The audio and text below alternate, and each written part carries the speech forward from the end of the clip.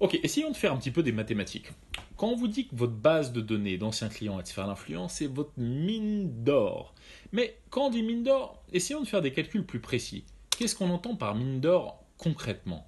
Concrètement, il y a une règle des 10% qui s'applique. Ça veut dire que 10% des noms dans votre base de données vous permet de générer une transaction. Ça veut dire quoi? Ça veut dire que si tu as, par exemple, une base de données d'anciens clients et de faire l'influence de 450 noms, règle des 10% veut dire que cette base de données va te générer 45 transactions dans l'année.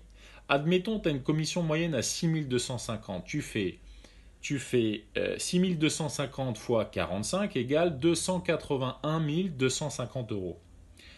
Ton chiffre d'affaires qui est généré à travers cette base de données d'anciens clients et de sphères d'influence, ça te donne 281 250 euros.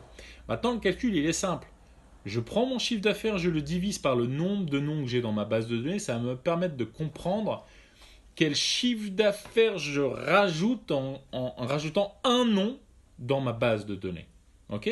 Là, je fais mon calcul. 281 250 divisé par 450, ça me donne 625 euros. Ce qu'on est en train de vous expliquer, c'est que si demain matin, dans le cadre de votre porte-à-porte, vous allez chercher un nom que vous allez rajouter dans votre base de données d'anciens clients, et en l'occurrence de sphère d'influence, vous rajoutez un nom parce que vous êtes connecté avec quelqu'un, le courant il est relativement bien passé, et vous allez faire en sorte de créer une relation de confiance avec cette personne-là. Vous le rajoutez dans votre base de données. Vous venez de rajouter 625 euros.